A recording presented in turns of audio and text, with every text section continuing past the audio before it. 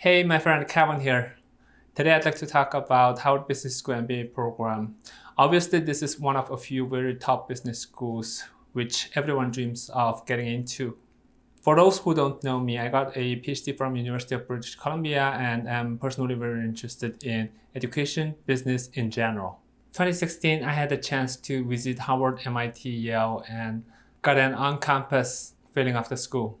I didn't get many obviously very special things about the school, but almost everyone I have seen there seems very busy and smart. Maybe that was just how I felt.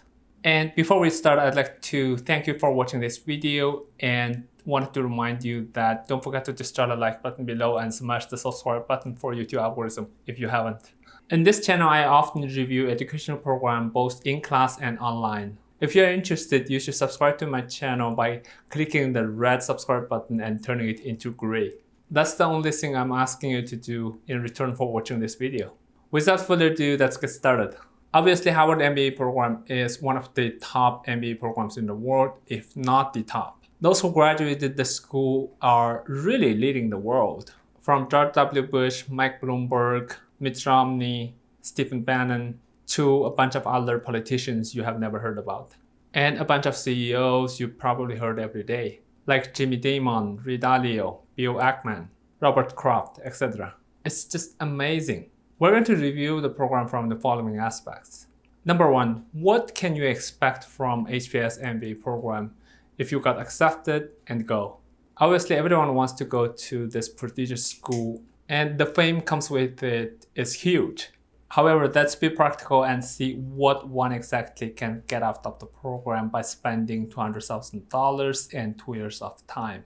Because oftentimes when you are out in the business world, you realize that what your educational experience has brought you.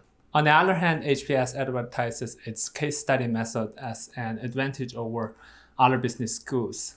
Even that has a distance from being practical enough to be applied directly. I'm personally interested in reading numbers because numbers tell better story than a few prominent alumni.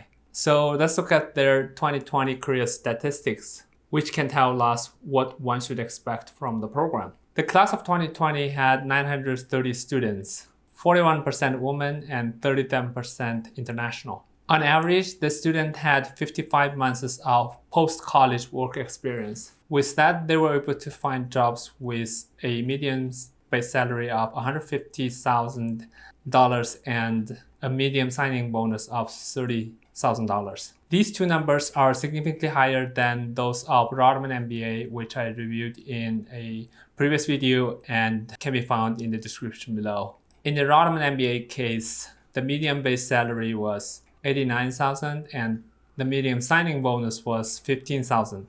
40% and 50% lower than those of Harvard MBA, respectively. That makes sense because Harvard is tier 1 and Rotman is tier 2. But the 40% difference in the median base salary still shocked me. Plus, Canadian dollars is currently cheaper than US dollars. Most people stayed in finance, consulting, and technology by industry. Finance, consulting, general management, marketing, strategic planning by function. And those who stayed in US after graduation work and live in mostly Northeastern and West Coast. And those who went international work in Europe, Asia, and Canada. I think Harvard is obviously much better in terms of compensation after graduation. I think this number makes sense because those who go to Harvard Business School often make not a lot less from what they would make after graduation from the program. Where are they going after graduation? Well, obviously they will go to the best companies in the world like Amazon, Microsoft, Apple, JP Morgan, Bain, McKinsey. So actually we don't need to talk about that. Instead, in the number 2, we're going to talk about class profile. Because class profile can tell us whether we are competitive enough to get in. This is class of 2022 profile. 732 students have enrolled, which is less than what it normally is. And a lot of people deferred due to COVID-19. In the year of 2019 to 2020, about 9,300 people applied. That's about 7.9% enrollment rate. Normally it's higher than that. 44% women, 33% international, 45% US minority. Average Gpa is 3.7, which is probably the highest among other business schools. The average Gmat is 730, which is extremely high. After college work experience is 4.7 years or 56 months, which is on the long side. Most of them worked in venture capital, private equity, consulting, and finance before entering MBA. Now you know what most of these people are good at. They're good at doing PowerPoint, Excel, and shaking hands. No, I was just joking. Of course they're good at these things, but these are not their core competitive edges. Next, let's look at how much it costs and whether worth investing. For most people, that's not a problem as long as they got an offer. But I still like to discuss this because for some people, going to Harvard and do MBA is probably not the best use of their time. For example, for PewDiePie, who's earning more than most CEOs on earth, going to Harvard to do MBA is a bad idea because his opportunity cost is too high. But for people like me, at least for now, going to Harvard is the best choice if I have been accepted. I'd probably apply someday, but I have to make sure that I'll make the most out of it. Now let's look at the cost and financial aids. Obviously, living in Boston, going to Harvard for MBA is not cheap. The annual cost for a single person is about $111,500, which includes $73,000 tuition, $7,700 other required fees, $30,000 for rents, utilities, food, and other living expenses. If you have a spouse, the cost will increase by about $20,000 to $132,000. If you have a child on top of that, then the cost will increase by about $15,000 to $148,000. This is 2021 to 2022 cost of attendance data. So approximately it cost $230,000 to $300,000 in total for 2 years.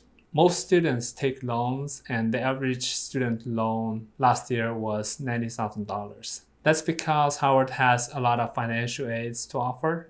50% HBS students receive need-based scholarships, with average one-year scholarship awards of $42,000.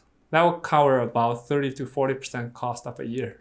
In addition to that, there are complimentary fellowships and career sport and exploration funds as well. For example, if you're a Canadian student, you'll get $10,000 a year from Canadian Fellowship.